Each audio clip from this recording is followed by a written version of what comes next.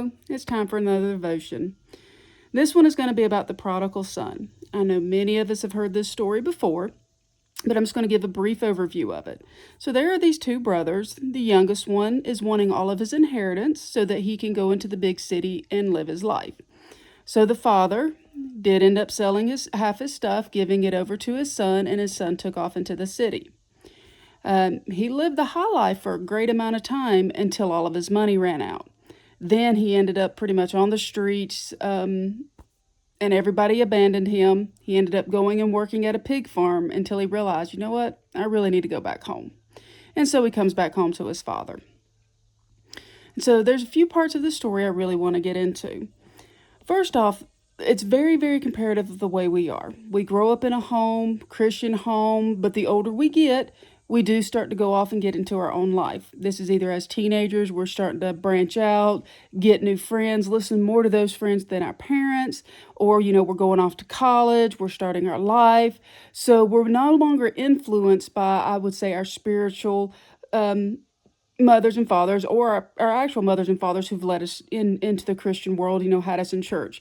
So we begin to listen more to the world. And at that, then we're breaking away from our Christian church or from God. So we end up going out into the world. And you know what? It does seem great. It's amazing. It's something new, something we've never experienced before.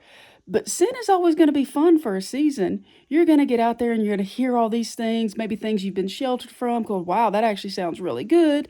Oh, this sounds like a lot of fun. What's the harm in having a little bit of alcohol? What's the harm in smoking a little bit? What's the harm in, being promiscuous? And so we get into that, and then before we know it, we're trapped. We're in a place that we never even wanted to go into. It's almost like somebody who's sitting in prison. The door's wide open. You can come and go and do whatever you want. Meals are fed to you. You seem to have all the freedom in the world, which is just like the sin is. You feel great, and then all of a sudden the doors close, and you're locked into that sin. You're locked in. You're trapped. And that's what sin can do. It can look great. It could look like everything in the world is supplied to you, but then those doors are going to shut, and then you're trapped in there.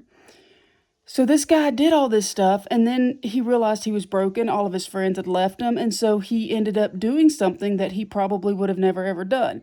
Now, if you go back and really study Jewish law, pigs, swine, whatever you want to call them, were very unclean. They weren't allowed to eat them, to touch them. If you did, you became unclean. You had to go through a cleansing ceremony. So for him to actually work with pigs is the lowest of the lowest he could ever do. It really symbolized the bottom pit that he came to. I look at this nowadays as, let's say you've gotten out there. Maybe you think you've committed the worst sin. You're out there living on the streets. You're a drug addict. Your prostitution, you could be in the new age stuff. There's so many different things where you think you're at the bottom of the bottom. There's no coming back from it. You're at the worst of the worst. But this is what Jesus, when he was telling the story, was trying to express, is because this guy was living with the pigs, eating with the pigs. That's the worst thing a Jewish person could have done, was to be with the pigs, because they were declared unclean at that time.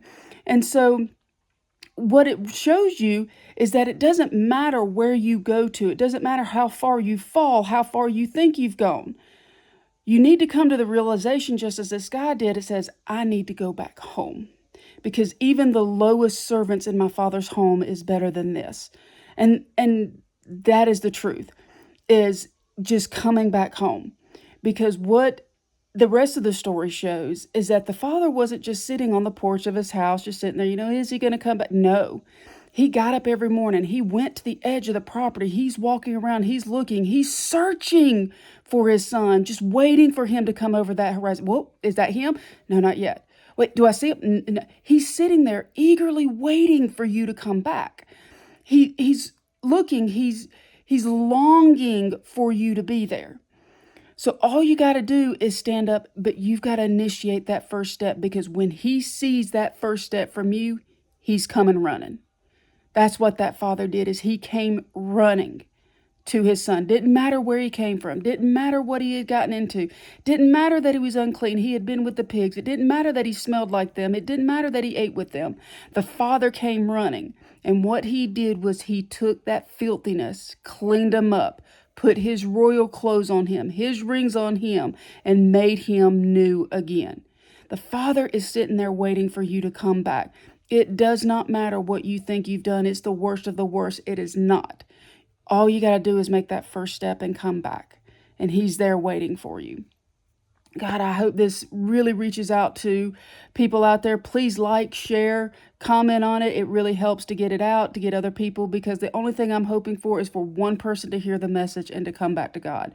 As the whole reason I do this is either to grow your faith and to help you get stronger in the Word, or to reach those who are lost so that they can come back home to the Father who is sitting here waiting.